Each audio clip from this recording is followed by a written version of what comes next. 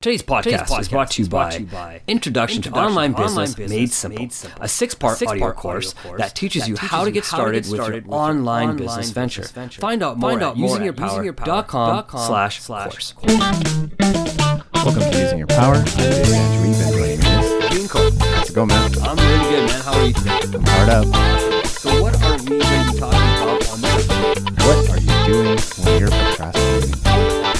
Procrastination, right? We all suffer from it from time to time. We need to sometimes dig deeper. Welcome to Using Your Power. I'm David Andrew Wiebe, and joining me is Maveen, so that we can stop doing it. I'm really good, man. How are you today? Sometimes we need to quit the project. So what are we going to be talking about on this episode? What are you doing when you're procrastinating? Some things that we don't really know. Procrastination, right? We all suffer from it from time to time.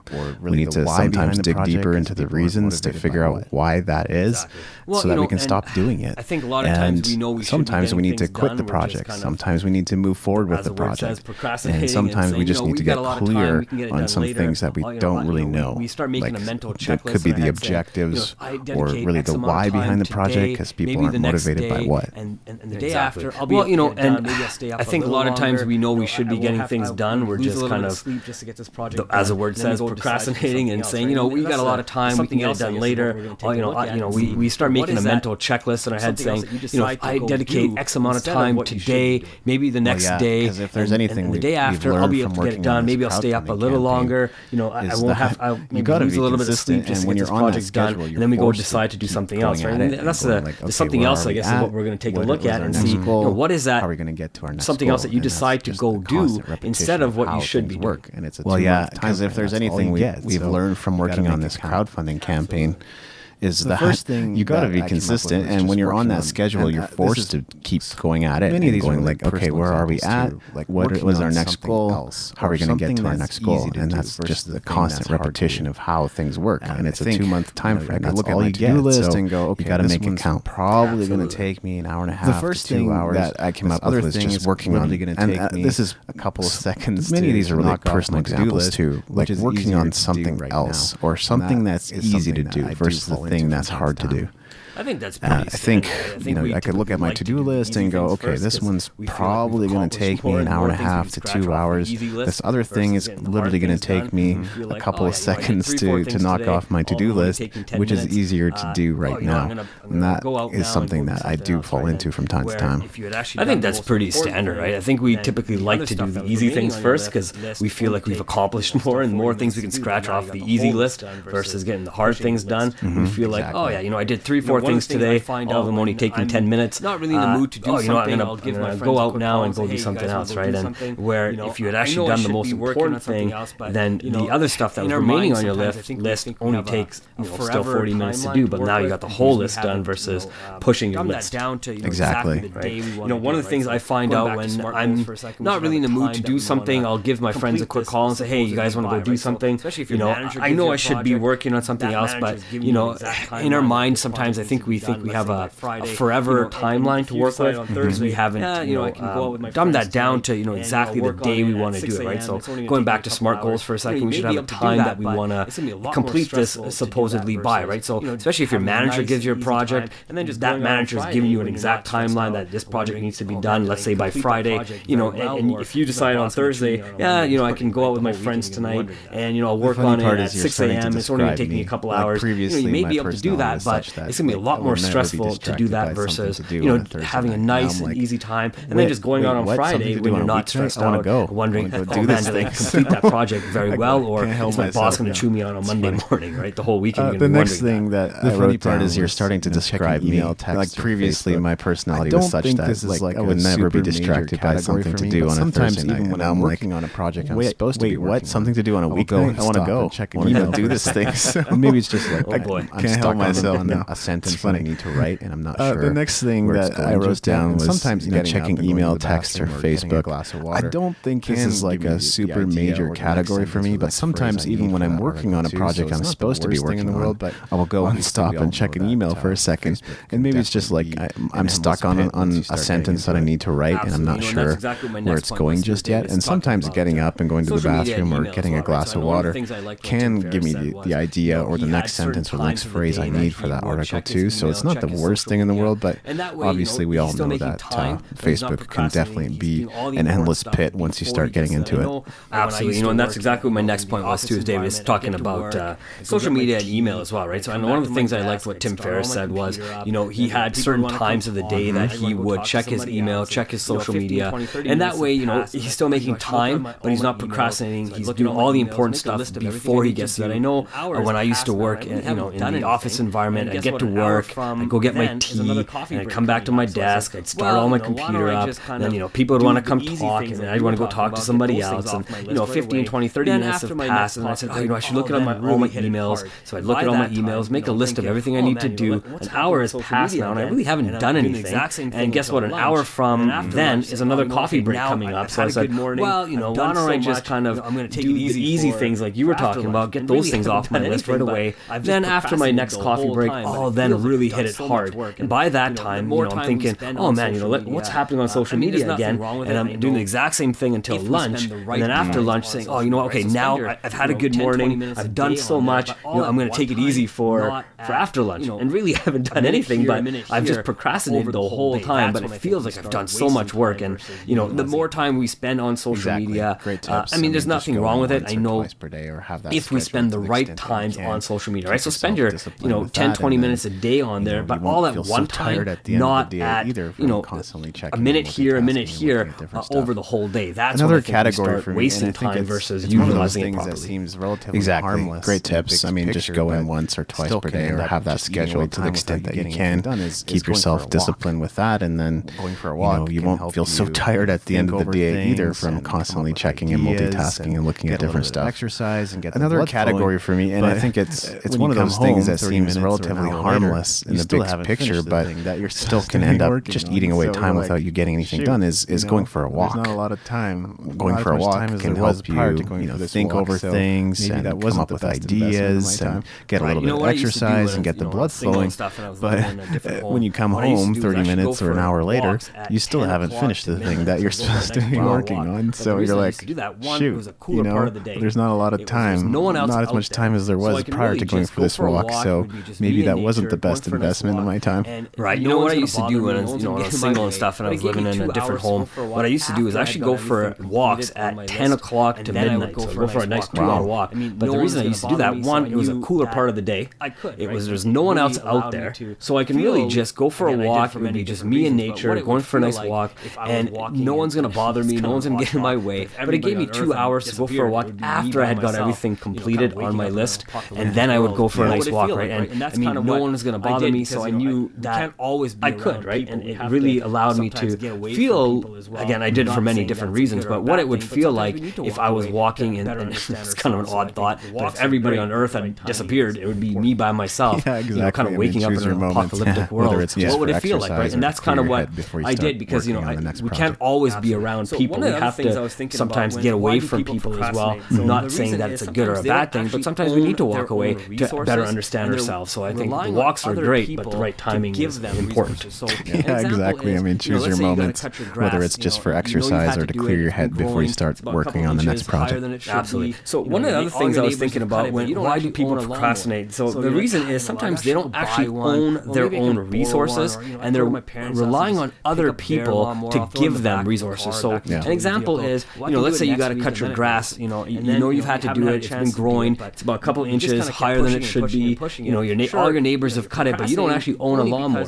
So you're like, I should go buy one, or maybe I can borrow one, or go to my parents' house and just pick up their lawnmower, I'll throw it in the back of the car, back of the utility vehicle. Well, I can do it next week, and then it rains. And then, you haven't had a chance to do it, but you've just kind of kept pushing it and pushing it and pushing it. Sure, you're procrastinating only because you're not taking the lead and saying, okay, I'll buy a lawnmower, it's going to cost me a couple $100, but then I can just cut the grass anytime I need to. And that's just one simple example of not owning your own tools when you need to get it done. So it goes the same example in business as well, right? It's no different. I think David Allen kind of talks about this concept, but if you have, or even Michael Hyatt, but I think if you have like an in tray or whatever, or a to-do list, I think another category, one of the categories should be, I'm waiting on these things from these people. So that way you remember to follow up with them when they're still procrastinating, or when they're not getting the right resources or a completed part of their project or assignment to you. So that's another thing to keep in mind. I think another category for me was just reading a book, and that might be a quick little respite, or a little bit of time away from the computer screen and rest and recharge a little bit before I get to the next thing. Maybe not as much procrastination as it is just getting something different out of my day for that 10 minutes or 15 minutes or whatever. So, but for some people that could be a major distraction, right? It depends on the kinds of books you're reading. So absolutely, great example. I'm going to bring that up a little bit later as well. One of the things I think we end up doing when we procrastinate is using negative language when we talk. So we'll say negative statements to ourselves, something like, I'll do it tomorrow, or I don't feel like doing it right now, right? And that will just make you procrastinate. Or saying some stuff like, it's not too late to start tomorrow, or a little bit later, or after I go for a walk, or read this book, or whatever, right? Or you'll say something like, I'll start when I have a little bit more information. And that was my exact issue when I met you. I was always thinking about podcasting and starting a podcast and starting a blog, but I just was on that repetition of, if I have a little bit more information, if I just find out a little bit more exactly who's doing it, how they're doing it, if I kind of find out their secrets first, then I'll start. That was such a wrong way of doing it, and it was really just get started and I'll learn about the process while I'm going. So, I just kept pushing myself, and I think it was about 2 years that I actually had procrastinated until you came along and you said, hey, why don't you just start writing if you enjoy writing? And it was a pretty good wake up call for me, right? Saying, oh man, I have been procrastinating, just kind of putting things off that I know I probably should. Huge for people. Yeah, exactly. I think it's a trap that many people end up falling into. For me, I'm probably going to, if you can find somebody to maybe help you along that process, just with the example that you gave, Mav, that could maybe help speed things along, and you end up not procrastinating so much. Playing a really another category, I think this is probably huge for people, is playing video games or watching Netflix. Again, for me, I'm probably going to turn to those things when I'm feeling a little bit tired or drained and need to recharge before I dive back into something. But obviously, with binge watching or playing a really great video game, the thing is you can easily get sucked in for hours instead of minutes, and that can sometimes even turn into the whole day before you know it. So something to watch out for. Oh, absolutely. Especially when you're watching Netflix shows, it's so easy to binge watch because they always leave the end of the episode as such a good cliffhanger where you just have to watch the next episode, right? I mean, that's the beauty of storytelling, and you never get back to it, right? So you're right. You might just say, okay, I'll watch one episode. 4 episodes later, you're half done the season. I've lost a lot of interest. So it's pretty crazy, but you're very right. I think that's exactly one of the things my parents taught me as a young kid was to play a lot of video games. So even to this day, I don't play a lot of video games just because although they bought us video games back in the day, but they really did encourage us to go out and do other stuff like play outside. I've lost a lot of interest in most forms of entertainment as of late. I feel like if it's something that will benefit me or help me grow right now, I'll tune in. But if it's not, I have a hard time sitting there watching it. Well, exactly, right. It depends on what kind of shows you're also watching. Right? You may take an hour out to watch a Netflix show, but it might be something, a documentary or something educational. So you can still learn from it, and you're typically only going to watch one episode. You're not going to binge watch a whole series. Exactly. Yeah. So the last thing was kind of going to what you were saying about reading books. I had a couple other points that I wanted to elaborate on. One was the problem with myself was I was reading quite a bit. I had a goal of reading 25 books, and then this year's goal was reading 30 books. And I got through about 10 books, and I said, wait a minute, what is my actual goal? Why is my goal to read 30 books? And I said to myself, I'm done. I actually haven't read probably in 3 months now an actual book. I've been reading a lot of different articles of things that actually interest me that way, but I actually put the books down. And the reason was, many times I found myself reading business books and just continually reading business books, but never really applying the information. So I was procrastinating on applying. So I said, no, I got to start applying the information. I know a lot of different things. I have some pretty good knowledge, just like our listener here. A lot of good knowledge. So it is time to start applying what we know versus continually trying to find out the exact same thing in every single book, right? They're all the same. One of the other things was, sitting at home when we know we should be marketing. That was another reason. A lot of people, I know when we were in network marketing, it was so easy to sit at home versus going out and shaking some hands. The other thing was just saying yes to others before we say yes to ourselves. So that's another way of procrastinating, I thought. You know, it's so easy to, you know, your buddy phones you up and says, hey, can you help me move this weekend?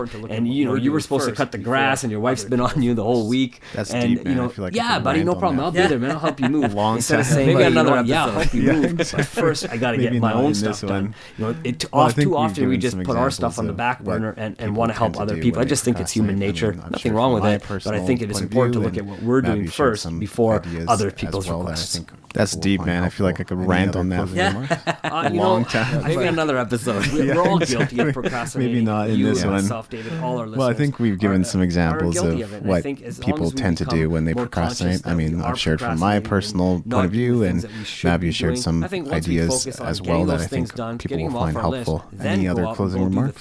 You know, I think we're all guilty of procrastinating. You know, you, myself, David, all our listeners are guilty of it. And I think as long as we become more conscious that we are procrastinating and not doing the things that we should be doing, I think once we focus on getting those things done, getting them off our list, then go out and go do the things that you want to do. You know, it'll be a lot more stress-free when we do it, and a lot more enjoyable when you're not thinking about all the 10 different things that are still sitting on your to-do list. I think that's a better rhythm too. You know, you start your day good and early, get some exercise, shower, take care of yourself, leave a message, tackle the work you need to do, and you might be surprised it's not going to take you to 6 p.m.